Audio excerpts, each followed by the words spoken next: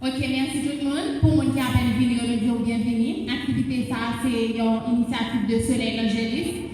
Il fait chaque après-midi, le dimanche, à partir de 5 h. Et après-midi, on a regardé, on a analysé l'impact religion gagne sur le développement, particulièrement en Haïti. Alors, monsieur Gislain se parler, nous voyons que religion n'est pas une définition universelle.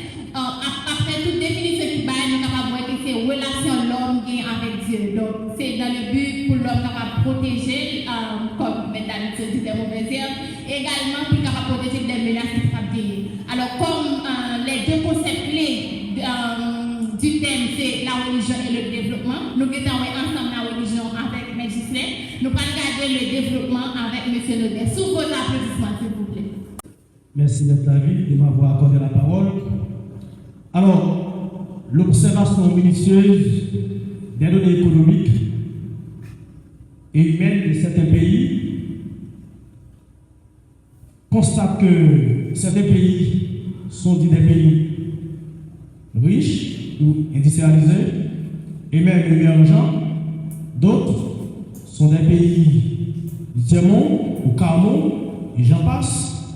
Mais l'une des définitions attribuées à l'expression ou au concept de développement, le développement désigne l'ensemble des transformations techniques, sociales, territoriales, démographiques et culturelles accompagnant de la croissance de la production des pays. Maintenant, comment peut-on développer Haïti? Pour développer Haïti, il faut investir dans la population, augmenter le capital santé de l'éducation, augmenter les revenus urbains et ruraux, développer des stratégies de gestion des risques, renforcer la protection sociale. Maintenant, quels sont les impacts de développement en Haïti? Pour répondre à une telle interrogation, nous allons essayer de voir certains éléments qui font valoir l'impact du développement en Haïti.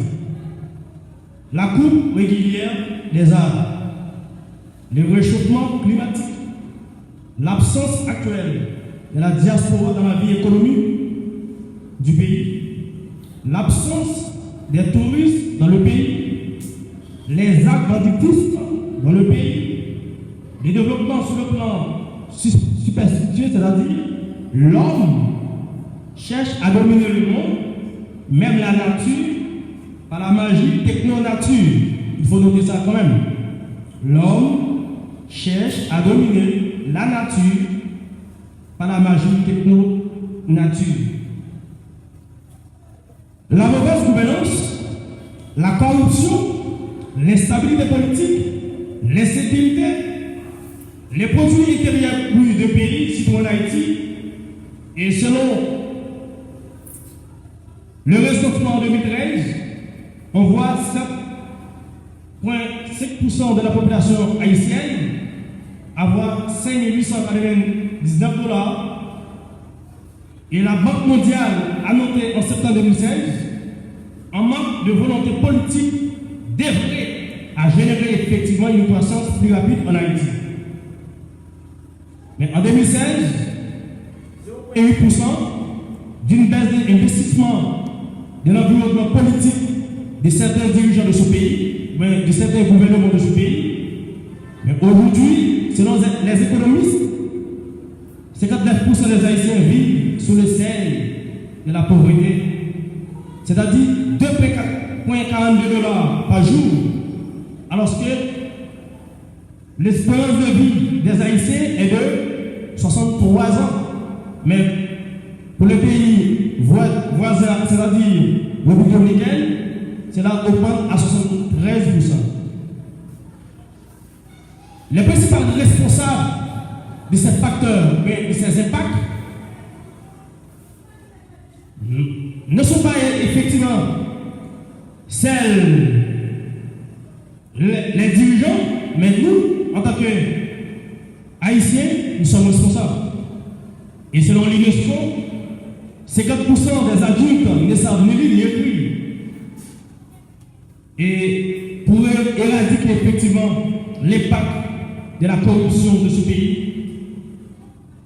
Nous devons effectivement agir en conséquence en tant qu'Haïtiens, en tant que penseurs, en tant que journaliste, en tant que directeur d'école, en tant que journaliste, en tant que comptable, et j'en passe. Parce qu'au XVIIIe siècle, Haïti était considéré comme le 37e pays du monde. On les appelle le joyau de l'Empire. Parce qu'avant Haïti devient Haïti, c'était Saint-Domingue. Et comme vous le savez mieux que moi, Saint-Domingue était une colonie prospère, une colonie riche. Mais à partir du 1er janvier 1804, c'est la date exacte de notre proclamation d'indépendance, la baisse de l'économie haïtienne commence. Et en 1805, comme vous le savez, avec la destruction massive de Jean-Jacques Dessalines en disant couper tête pour le caille, et tout cela faut effectivement le valoir de l'impact de l'économie et de développement en Haïti. Maintenant, aujourd'hui, nous allons effectivement de mettre